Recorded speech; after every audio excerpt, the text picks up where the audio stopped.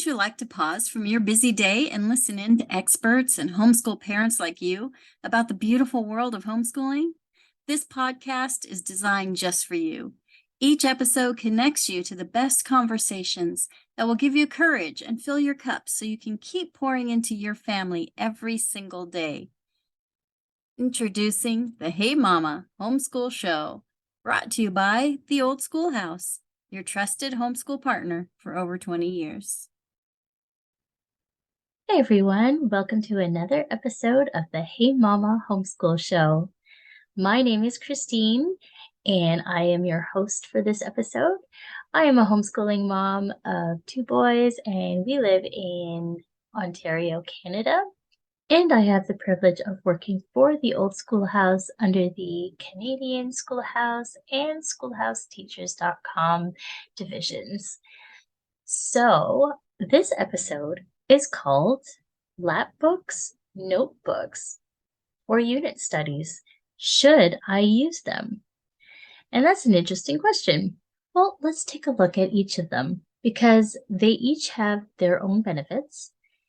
And let's take a closer look at each of these options. So let's start with Lapbooks. Now, Lapbooks are really great for hands-on learners.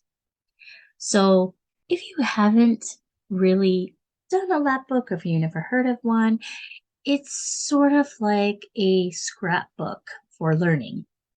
And so this is really great. And even if, now I know when you hear scrapbooking, you think, okay, I have to be really good at crafts.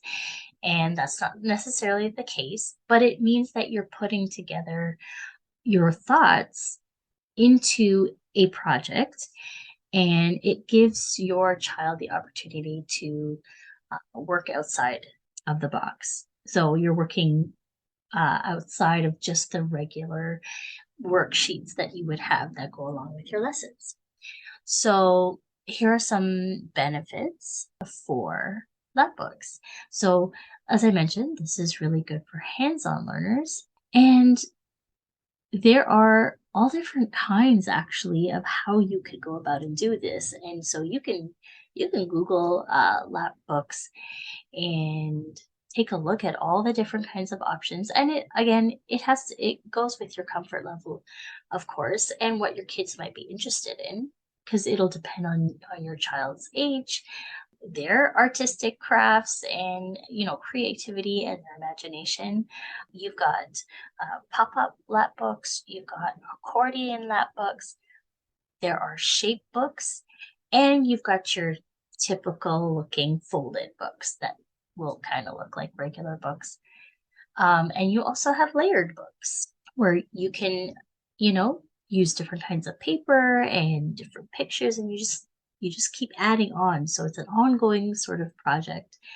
And then you've got expandable books as well. So this could span over a number of months as you dive into a particular topic. And so that your lap books are going to be based on a particular topic. So now, why would you want to use lap books? It's a great way to review what you've learned. It also gives you a way of applying what you learned in small chunks. So as you're building your lap book, putting it all together, you're going to take, what you've learned one day, well, depending on how long you're working on it, it could be one day, and you put together, you create a little picture or different components. So for example, if our biggest project to date, I think, was dinosaurs, of course, because my boys are really into dinosaurs. And, you could one week do different kinds of skins or different kinds, maybe just the different categories of dinosaurs. And you create different pockets in your lap book. And then the next week or the next day, you're going to look at maybe the foods that they eat and then places that they live and all of that stuff. And so you're building on it. And so by the end of this, you've created a book full of pictures, drawings, little facts that you've stuck along in on your pages, and you've got something to look back on. And so the great thing about Lapbooks is it goes beyond just the regular worksheets because, really when you finish your worksheets, you see the answers there, but it's not really much to look at. But a Lapbook, it's pretty much a compressed sort of poster board, if you will. And it's much more interactive so that you can actually take this book out from time to time and revisit some of the things that you learned. And it will help your child review everything that they learned. So they'll be able to pull out all the little pieces because they remembered making all these little parts to it. And they'll be able to tell you, oh, right, this was when, we'd studied this, and this goes with this part, and I can explain this about dinosaurs because I remember learning about all of these little things. And again, this is going to give your child the opportunity to master their knowledge on the subject. And that's the beauty of lab books. You can really dive in and really be thorough. So, even if you had a specific text that goes along with what you are studying, you can grab other different resources and pull them in together and keep adding to it. So even if you finished the topic, like say you took like a month or two to study, maybe birds, all throughout the year, you could come across other resources. You might even see, visit the zoo, visit other places, and you can find more information to add to your lab book. So the lab book could be an ongoing project that you just continue to build and build and build. And so once you're finished your lab book, these are keepsakes, and they're going to highlight your child's unique personality because not everyone's lab book is going to look the same, right? You might have a young girl who is fascinated with all things rainbow, like my niece. And, I can guarantee you all her notebooks or projects have one rainbow at least all over it. And that's what's going to come through their personality, their interests, and what they like. Their lab books are going to be unique to their personality. So this is a cool way to see them express themselves that way. And it's a great way to record what you've learned. And so like if you're doing record keeping, this is a great way to show everything that they've learned and to have a record of everything all in one book. So not only does this show a record of what you've learned, it shows that you've mastered the material based on what's in there. And you can show that it met the educational standards. Depending on where you are, you'd be able to match that up because you have it right in front of you. Another good point is that if you have delayed learners, lab books are a great way to slow down the pace of learning and really let them take their time with this topic and really just dive into just absorbing the information. And then at their own pace, they're applying it to putting together their lab book. So if you're homeschooling a special needs child, then this is especially good because it's full of more visuals and you're keeping the information into short and sweet little facts. So this is perfect for those who may struggle with heavier reading and lots of writing. If they struggle with that too, this something like a lab book is really good. So let's look at unit studies. So this is more of a broader sense. And so lab books actually kind of fall into an example of unit studies, of a way that you could do a unit studies. But generally, a unit study is where you focus on a central theme. So again, for me, it's going to be dinosaurs because that's where we're at right now. And you're going to be combining a whole bunch of subjects into this one study. For example, for dinosaurs, we can look at the biology of dinosaurs. We can look at the history of dinosaurs. We can look at the spelling of the scientific names. And I can tell you, my 6-year-old is a pro at spelling and pronunciation of some of these names because I can't even say half of these names. But and so much more. You can incorporate just about any subject on this theme or topic of whatever you choose.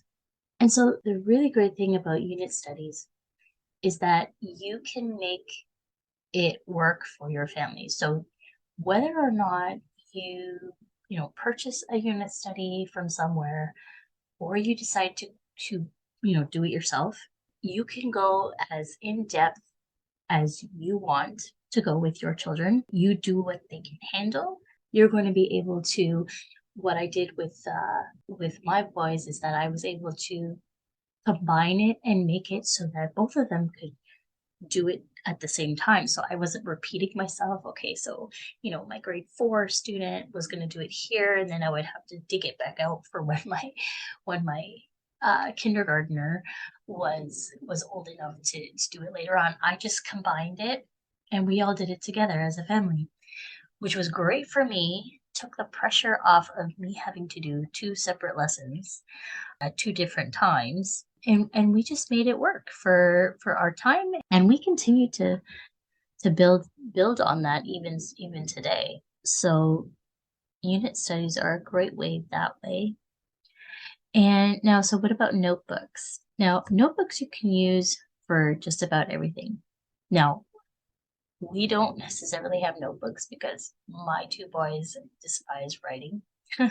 So we lean toward more of the Lapbook feel of learning for most subjects, but they do have to do some writing. But having a notebook, if this is, if you've got a child who likes to write, definitely I would say to keep encouraging that because you don't want them to lose that, especially when you have the option to type.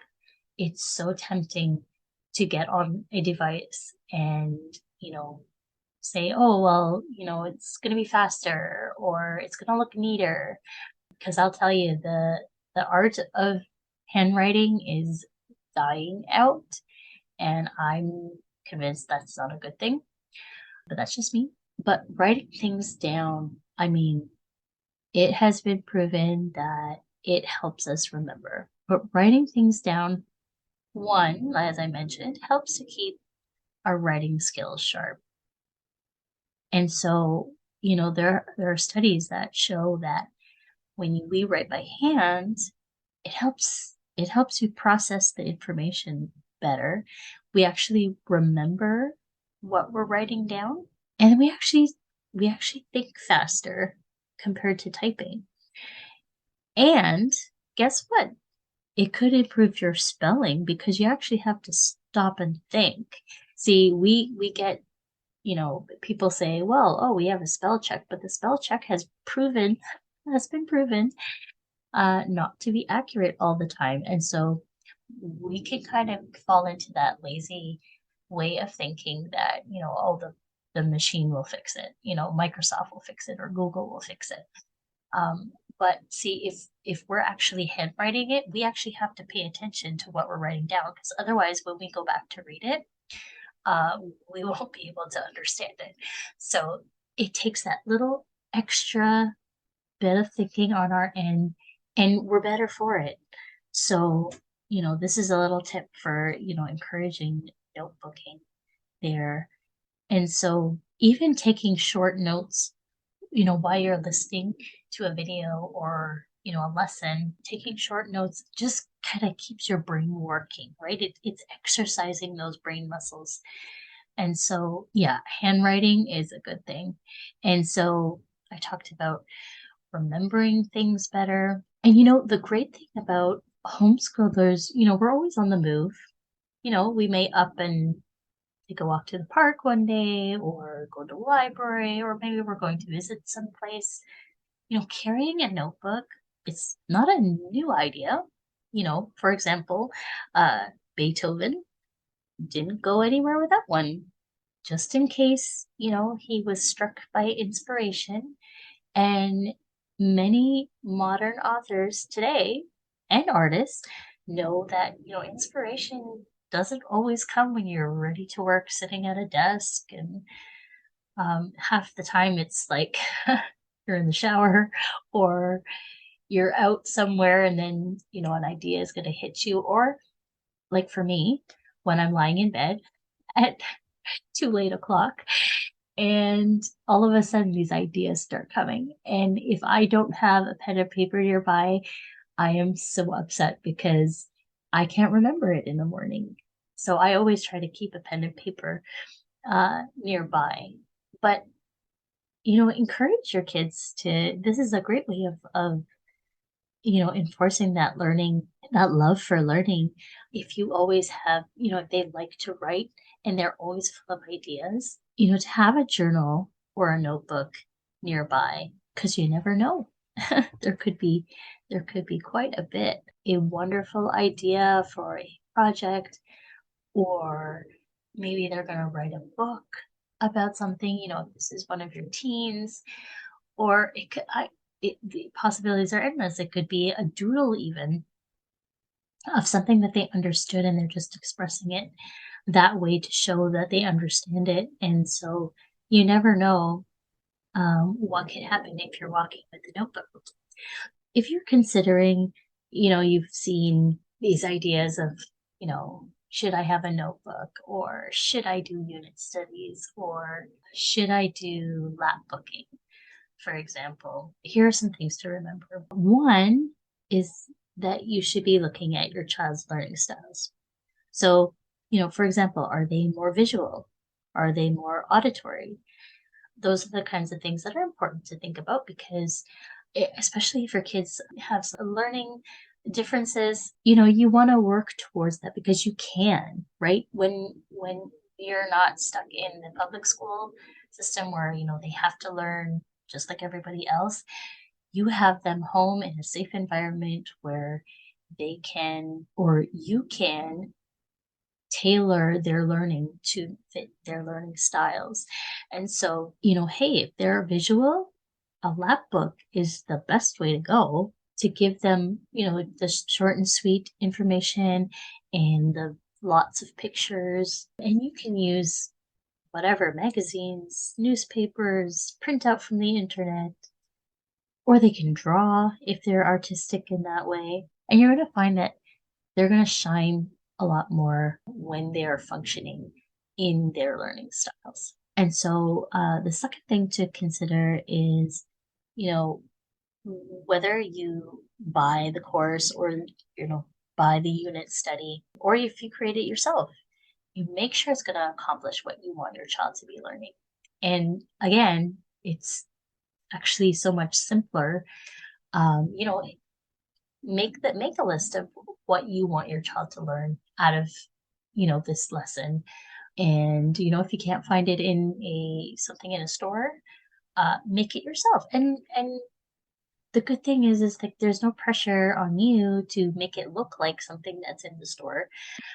You're just going to make sure that, you're going to accomplish the goals that you set before your child, and you work around it. And there's no time limit because your schedule is going to be flexible. So I encourage you to go ahead and, try to create your own. There's so many resources, so many free resources online, especially that you can build. And for unit studies, there are free worksheets out there. There are YouTube videos that you can grab. I know we watch a lot of science and history videos on YouTube alone. And so the information is out there and you just need a few minutes, maybe a day of planning and, sit with your kids and get ideas from them as well, and let them kind of guide you in the direction of where this unit study or theme that you're gonna tackle, and which direction that they want to go with it. And the third thing is make sure it's fun, because you have to teach it and they have to learn it, right? And so if it's a topic that no one's really interested in it, don't do it. Learning is supposed to be fun. And so whether you've tried these lap booking, unit studies, or notebooking options yet, or you're still thinking about it, I encourage you to just try it at least once and see how it goes. And you might be surprised. You might find a favorite way of learning. And I'll just let you know that we have some articles from the Old Schoolhouse magazine that I have read for myself because I was doing some research on these, and we will have these links in the show notes. The first one is The Craft of Creating Lapbooks. The second one is Treasure Up All These Things. And the third one is the Unit Study Method. And so these will kind of reiterate what I kind of shared today. And I hope that you're inspired to give it a try. We will have all these notes and more in the show notes at homeschoolshow.com, as always. And you can look for links for articles, Schoolhouse Teachers resources, and courses. And we've got, and just so that you know, since I mentioned schoolhouseteachers.com, there is a course called Lapbooking. There is a course on Lapbooking through science. And there's a course called Lapbooking Through the Ages, which is all about history, which is a fun one that I think I'm going to be doing with my 6-year-old this year for history. And I'm looking forward to it. So I will have those links in the show notes as well for you. So definitely check those out. And another great resource I want to mention is our TOS app. So right now, summer reading is right in your hands with the TOS app from the Old Schoolhouse. Soak up the latest issue of the Old Schoolhouse magazine. You can dig in to ideas for the next school year, from a decade of back issues with search and share features. Keep smiling with the Homeschool Minute, which is also now available on the TOS app as well. Content is updated weekly. Discover why the TOS app is better than ever. You can grab the app today at Google Play or the Apple Store. And just to let you know, sunny days are ahead for your homeschool with tosapps.com. And hey, before I sign off, I'm just going to let you know what's coming up next. After this episode, you'll find an episode on homeschool planning, breathing room, and simplicity. The next one after that will be Before You Begin, getting and staying organized. And the one after that will be When You Need Help, where to find support. So these are all great topics for getting started with the new school year. And hey, if you know someone who was thinking about homeschooling, or you're listening right now and you are considering homeschooling, be sure to tune in for what's coming up next. We've got your back, and we hope that you continue to lean upon God for your homeschooling journey. We are certainly praying for each and every one of you, and be blessed for now. I hope you enjoyed this episode, and we'll talk to you again soon.